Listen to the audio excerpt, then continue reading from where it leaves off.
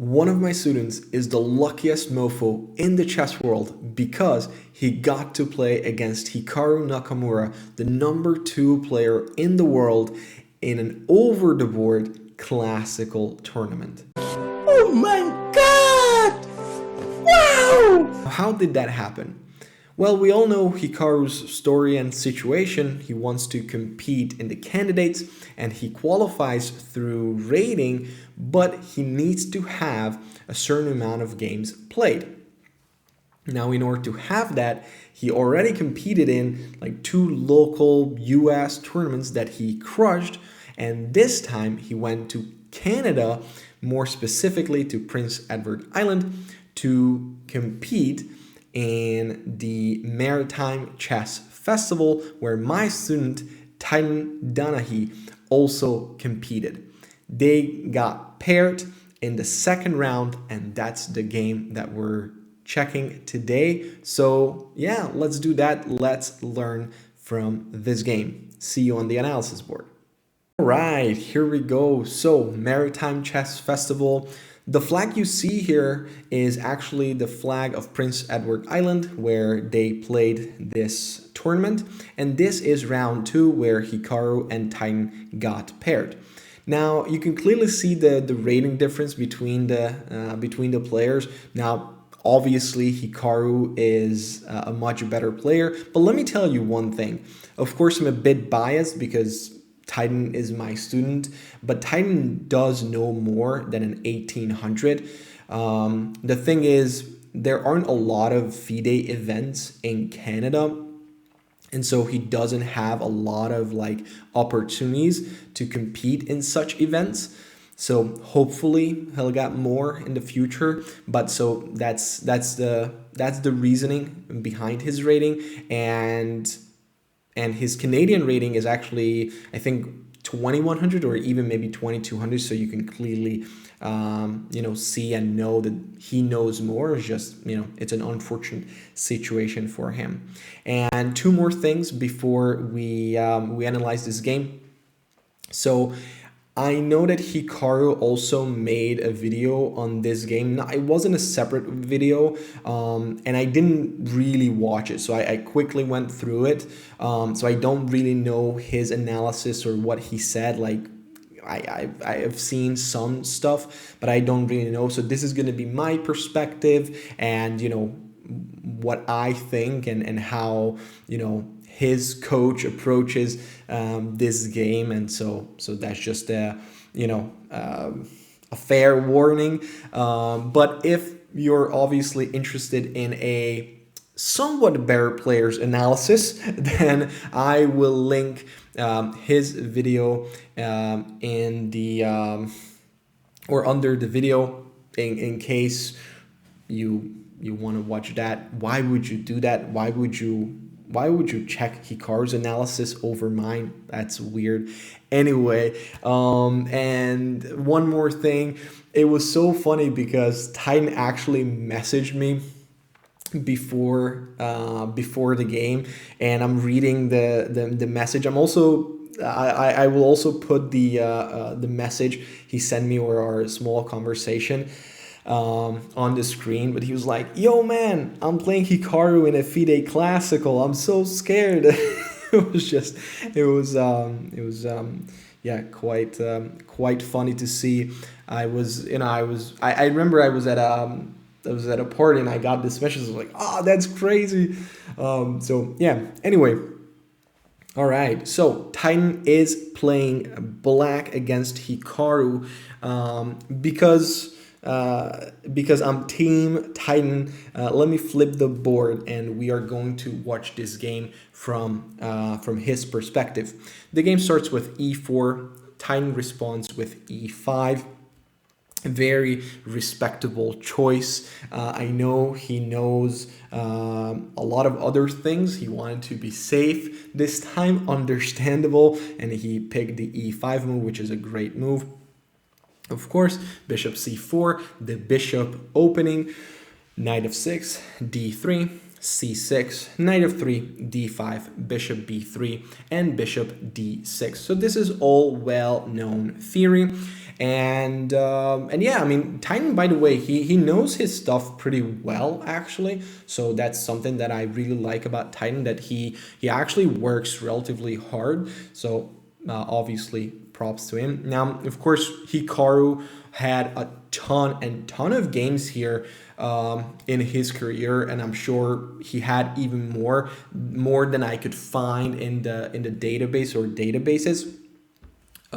So he castled in this game, which is a fine move. Now the main move is knight c3, which is arguably a little bit better than castle, but yeah, I mean, whatever. So all of these moves are completely playable.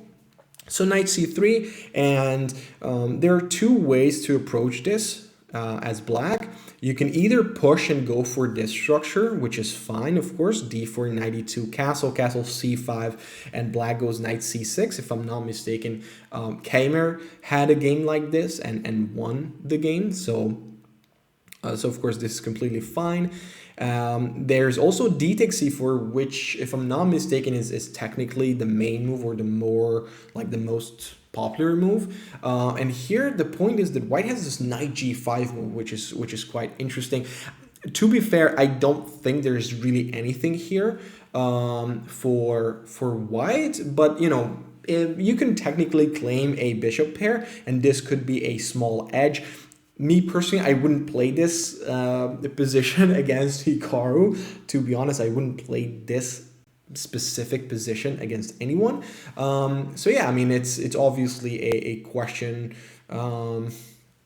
like how to respond to knight c3. I don't want to get into the nitty gritty and the actual theory of the opening. There are obviously different options here. Now, another move other than castle knight c3 is actually e takes d5. That's also a somewhat popular move. E takes d5, c takes d5, and now the point is that we have bishop g5, and now there's pressure on d5, but this pressure is actually not that problematic to deal with because white hasn't castled, so I can just play knight c6. The pawn on d5 is immune because of queen a5 double attack, and that's a check. So this is another line for white, but yeah, okay. Knight c3 is probably the best direction. Now castle, and Titan castled here, which is fine. If I'm not mistaken, d takes e4 would have been slightly more precise. Because this is interesting, right? This is interesting from a principled perspective, because I'm trading d5 pawn for a d3 pawn, which wouldn't be that great, but the pressure on the center is a bit annoying to deal with. So that's why in this case it's actually quite understandable. And also there is a nice little way to develop, because I have knight a6, so that's a big deal. That's why d takes e4 or most of the d takes e4 lines work because of knight a6, and I get to play knight c5, attack the pawn one more time. The bishop, I can get the bishop pair on b3 and so on. Taking on e4 is way too brave, so I wouldn't recommend that. There's also knight g5 here, same way, but it's not as good as the previous one, because here you don't get to have a piece in the center. So let's say knight e4, and when I take, you can only take back with the pawn, not the knight. So that's a big difference here. And d takes c4. Now again, I have knight a6. I get to play knight c5. Black should be fine here. So in my opinion, d takes e4 would have been a bit better. I'm not sure if Titan forgot or didn't remember the line, or he wasn't sure. Not that castle is a bad move. Of course, castle is a completely reasonable move. It's just I feel like d takes c4 would have been a bit more precise. Now here, Hikaru went with knight c3. It's okay, of course, it's okay.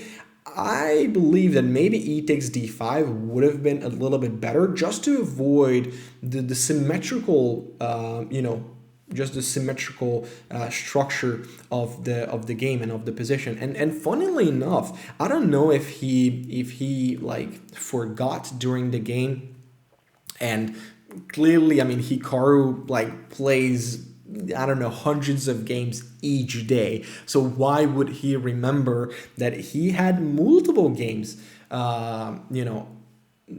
in the database that he played? So for instance, he took on d5 against Kovalev. So e takes d5, and the game continued with c takes d5, bishop g5. So this was a Nakamura Kovalev game. I don't know, a few years ago. All of these games are like either blitz games or bullet games as usual, but still, like it was a game. And so the e takes d5 is probably a better direction. Knight takes d5. If knight takes d5, then I have rook e1.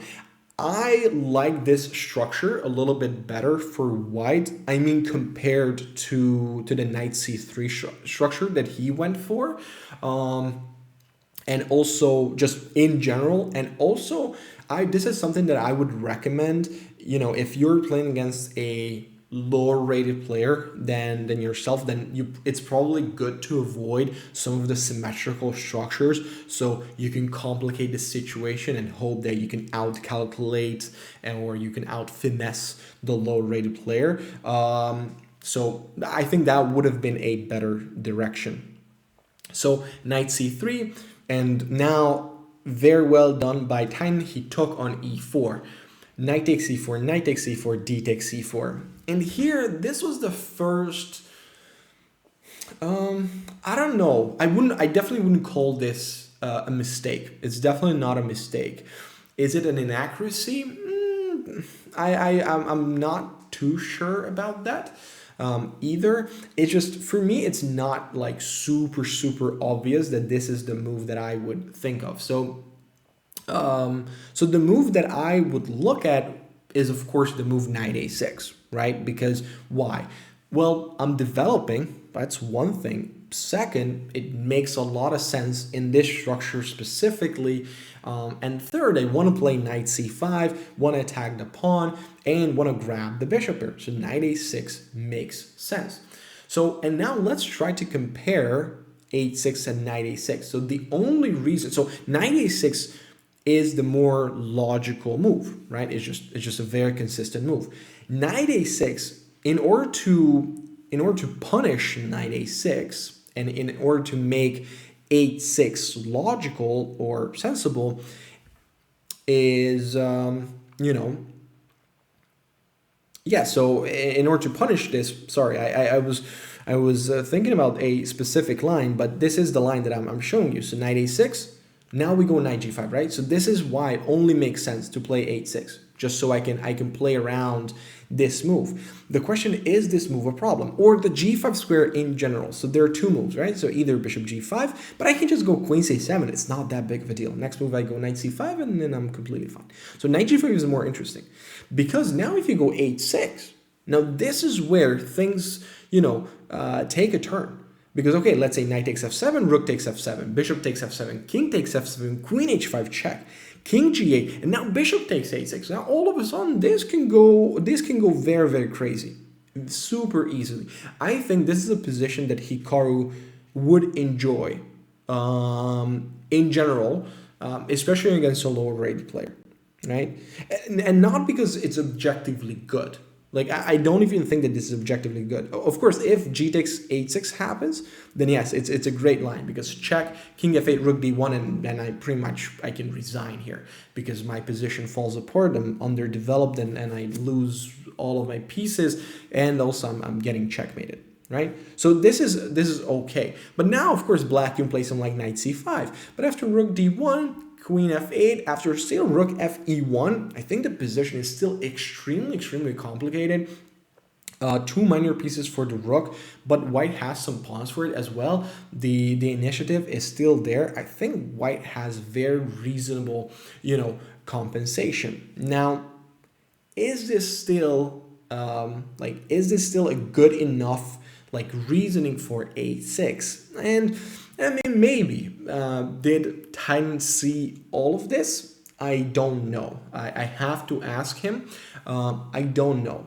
Maybe he saw some of it. I'm not 100% sure, but I'm not convinced. This line is very dangerous, but I'm not convinced the knight g5 move in general is that great, because worst case scenario, I could go queen f6.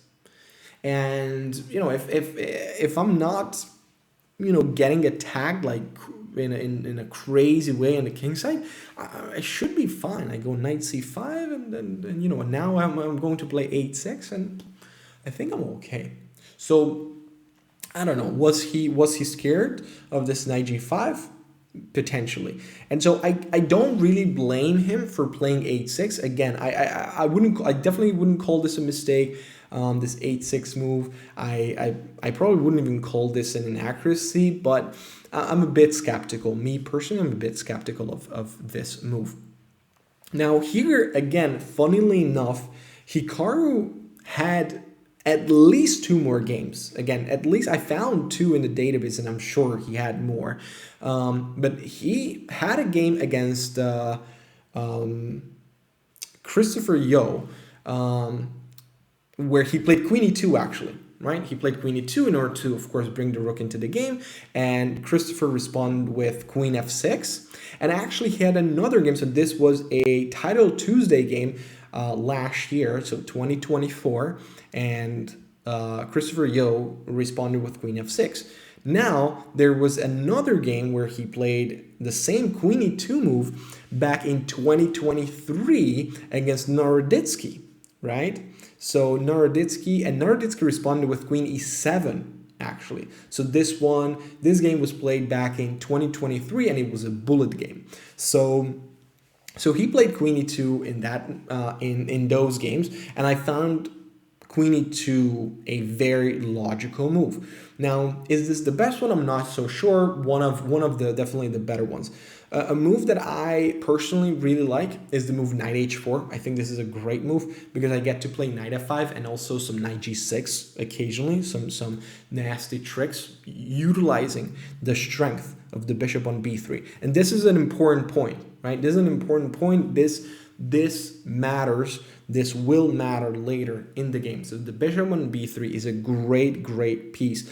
If I could get rid of it, I would, right? Almost immediately. So knight h4 is a great, basically, way to highlight the strength of the bishop. The knight is immune, or technically, because, if you take the knight, I take your bishop. I think that's a good deal for white. I would prefer a knight h4 here. Kind of surprising that Hikaru didn't play this, or he didn't play the move that he played at least 2 times prior to this game. Now, he played the move knight e1, which is... It's definitely a maneuver, and it is somewhat of a standard maneuver in this case, especially because the knight on f3 in the long run is not really a good piece. So, he finds a square for his knight. I think this is, in general, it's an awesome plan, of course, but he could have done the knight improvement in a lot better way, with the knight h4 move. And here it's just a bit passive. It just doesn't feel right. It just doesn't feel right. And good for Titan because he responded really well. He played the move knight a6. Awesome move. This is exactly why we have now absolutely reasonable chances against one of the best players in the world. Now he goes knight d3, and Titan offers a trade with knight c5. Great one. Now, Hikaru plays the move rook e1, which is, by the way, objectively speaking, is not the best. Far from the best. Now, was this the best decision? Yes. Unfortunately, yes. Because here, Titan responded not so well. Let's just put it that way, mildly, yes? So objectively speaking, knight c5 would have been the better move, right? And bishop takes c5, let's say he goes queen h5, but I can go queen f6, no problem whatsoever. As you can see, I'm gonna play again bishop b6, and again, I'm getting rid of the bishop on b3. Really important, the best piece, right? One of the ways to improve a position is by trading And why are we trading if we are trading, right? If we initiate the trade, then one of the reasons is because I want to get rid of good pieces, right? I want to get rid of my bad pieces, and I want to get rid of the opponent's good pieces. So this is a great plan. Again, bishop e6. And so I'm highlighting the strength of this bishop here a lot here because Hikaru played rook e1, and almost instantly, what should be the move here? What should be the move here? I wouldn't even think almost here, right? I can almost be cocky here, and I wouldn't even think. I would just take the bishop on b3. Knight takes b3, of course, great move. A takes b3, I get to develop bishop e6, and arguably, black is even slightly, very slightly better here. Is there a true advantage here? I don't think so. Okay, let's be serious. There is no real advantage. But to be fair, if I was to pick a color here, I would definitely pick black here. It's very comfortable, very, very comfortable position, right? Super comfortable. And the main reason I got rid of white's basically only good piece in the position. So a bit surprising here by Titan, the decision that he took on d3. I'm not sure what went through his mind. He probably played a bit fast. When I checked the game online and I saw the clock, I think he played the move a bit faster than he should have. And then also, of course, I mean, it's Hikaru, right? Like there is gonna be pressure even if you're like, it's chill because it's Hikaru. It doesn't matter. The result doesn't matter, right? But still, it's Hikaru. You want to perform, and you know it's pressure. So obviously, I feel like pressure got to him a little bit, which is very more than normal, right? It's such a human thing. So that's why I don't think I have to explain a knight takes b3 move to Titan. Titan obviously knows his stuff. In this case, he didn't find this move, or he didn't think of the move. And unfortunately, this is again happens, right? Happens to all of us. When we play a bad move and we go downhill, right? Sometimes, it's not even always super obvious that we go downhill. It just happens. And sometimes it's not so obvious, but we go downhill and we don't stop. And we just simply don't stop, and just inaccuracies after inaccuracies, and then a mistake, and then a blunder. So that usually happens. Sometimes, it happens super fast, and this is exactly what happened here. Titan went downhill, and just, it's not just he couldn't stop. He crashed immediately, so to speak, because he played the move bishop c5. And he just blundered a tactical pattern here. Bishop is unprotected on c5. And this is something that I always highlight to my students, right?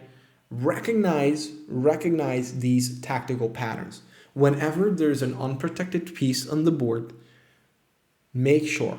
You never know. When there's an unprotected piece, there is potentially a double attack somewhere. Maybe not.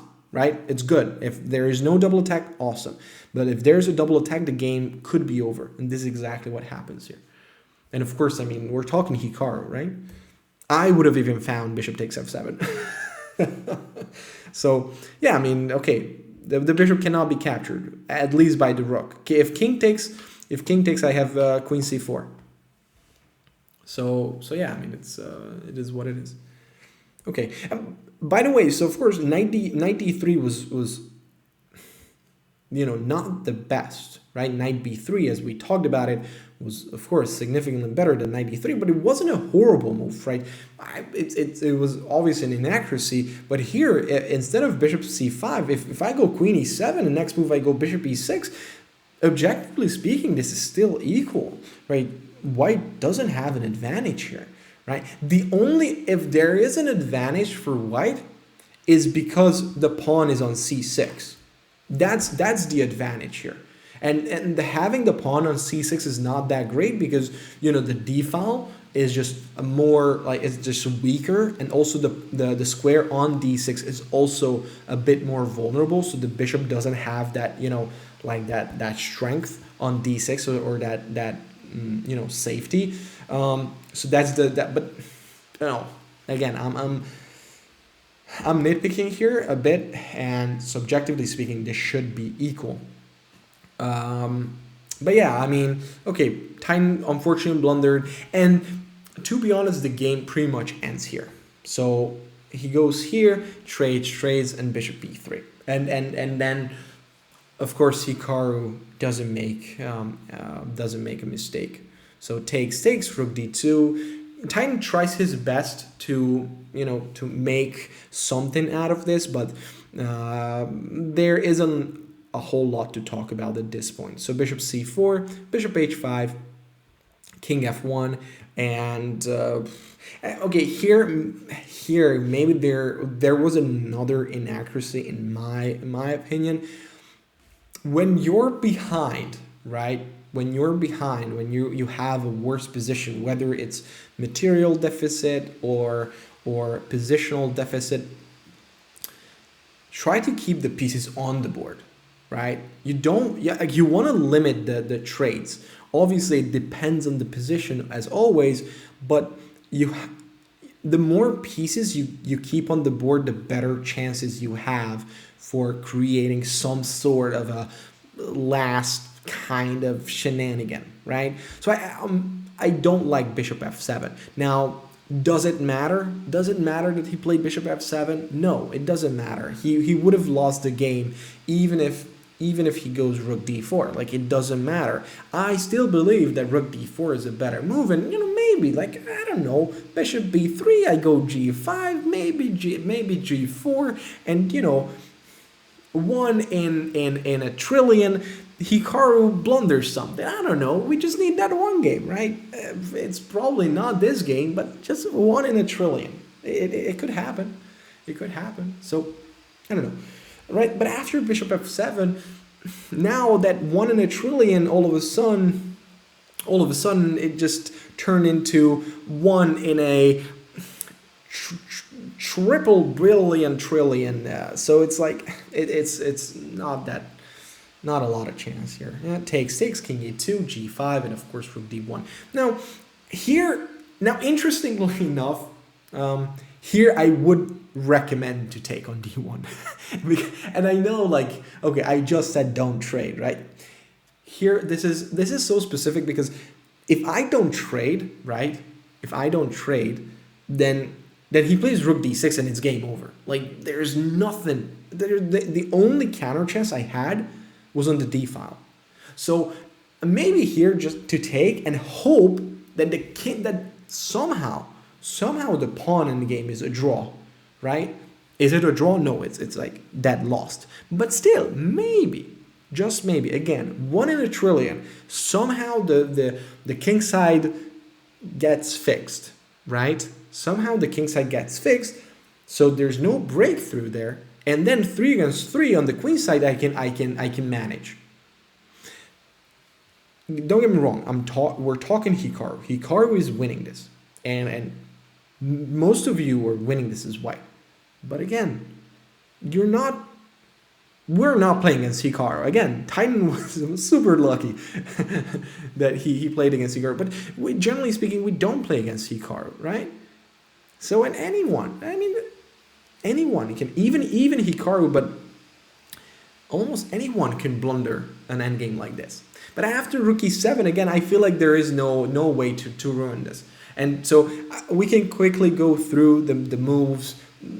Not a lot of happen. As you can see, black can't even make a move. Like, he just played king g7, king h7, and it's not a knock on Titan. Of course, he can't make a move. Like, it's just impossible. He tried his best, but everything just falls apart. And okay. The pawns were a little too fast and furious, and of course he resigned here. So yeah, I mean, it really would have been a a great game, to be honest, had he, I don't know, had he played, of course, a little better. It was a combination of a lot of things, of course, pressure, excitement, nervousness, maybe bad time control. So a lot of things, but of course it's Hikaru. There is no bad result here. It's basically a one of the best things that can happen to either a beginner or an amateur or an upcoming player. Even me, I was like, I would pay. I would also pay to play against Hikaru. And also, funnily enough, last year in 2024, actually, I was in PEI. I was in Prince Edward Island.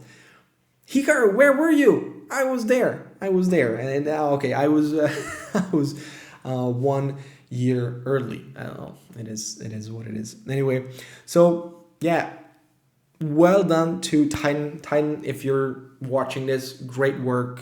Obviously, you could have done better, but that's life, I guess.